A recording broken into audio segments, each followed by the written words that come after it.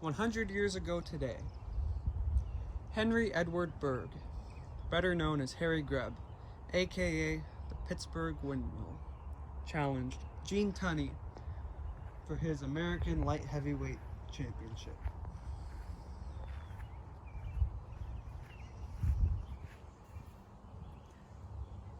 Gene Tunney had previously won the vacant title against battling Levinsky when he outpointed him over 12 rounds.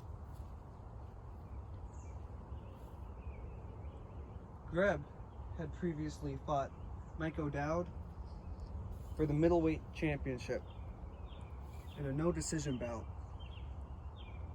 over 10 rounds, meaning without a knockout or a disqualification, there was no official winner, despite newspaper reportings on who they thought deserved to win the fight, which can give you just an accurate read on who won, as an official decision can.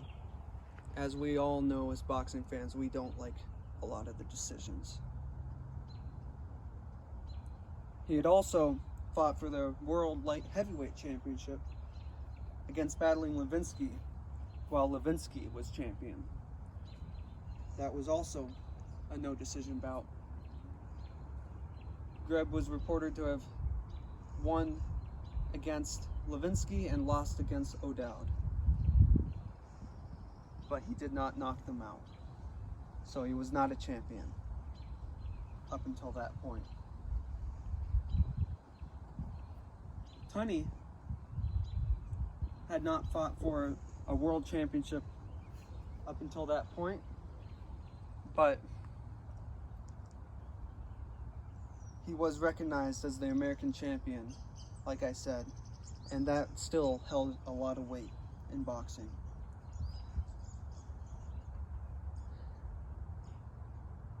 On May 23rd, 1922, New York's Madison Square Garden, Gene Tunney faced off against Harry Greb in his first title defense of that American light heavyweight title, scheduled for 15 rounds.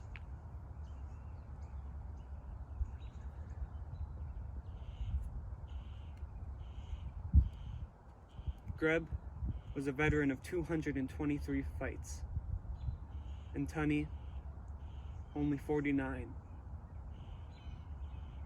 yet still a massive number in its own right.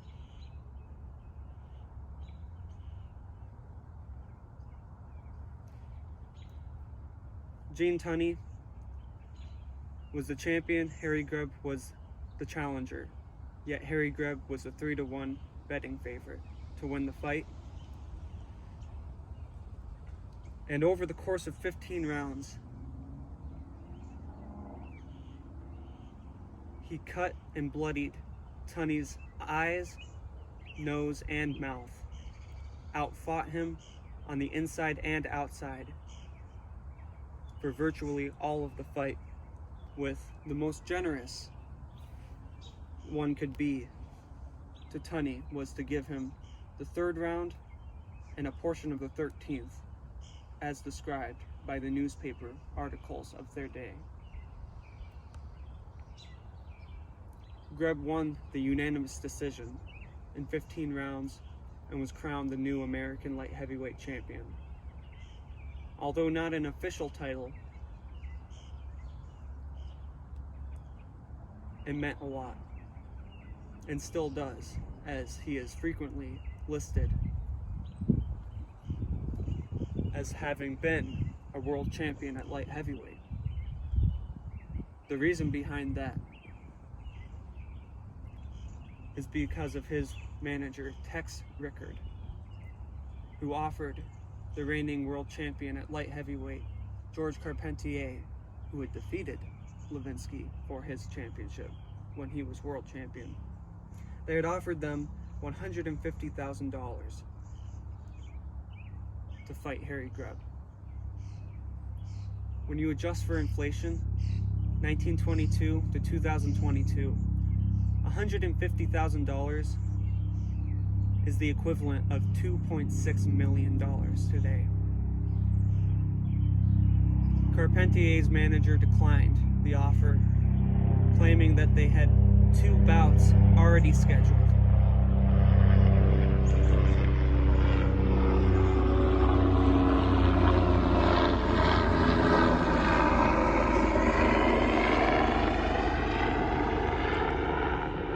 And therefore could not fight Greb. Those 2 bouts were against Nils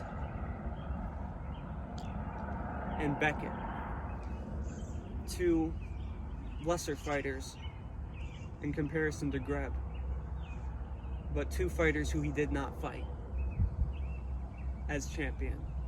Instead, after lying about having those 2 fights scheduled, Carpentier's manager had him fight Battling Siki in a fight he still lost in 6 rounds by knockout. After that fight against Siki, where he lost his light heavyweight championship, Carpentier did fight Niles and Beckett. But because of the offer being declined, Greb's manager made a claim that he was the champion of the division because they had made an attempt to fight the previous champion and said that they were champion. There's no footage of the fight between Greb and Tunney on May 23rd, 1922, despite the fact that their fight was filmed, and it was also broadcast over the radio, both of which have been undiscovered up until this point today, 100 years later.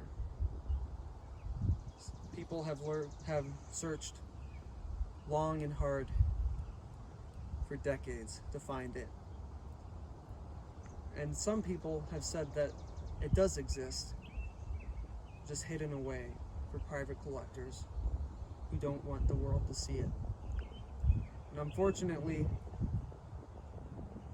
having no film of Greb in the ring will cause many uneducated fans of the sport to assert that there's no way to know how good he really was because we can't watch him on film.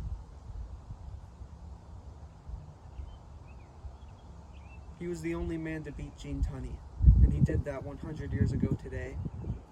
And Gene Tunney beat Jack Dempsey for the heavyweight title and rode off into the sunset to retire as champion and never come back to the sport. There's no way to know how good Harry Greb was. Then you must be blind because you can see how good Gene Tunney was in those 2 fights against Dempsey, which are available to anybody with an internet connection and access to YouTube. Despite many of the greatest fights in boxing history and greatest wins in boxing history not having any film that we know of, you can still read about the fights. There's significant coverage on many fights that you may not even think of because you might just think that film is all that matters.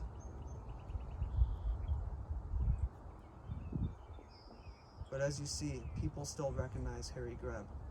They leave stones and coins to let others know that he's not forgotten.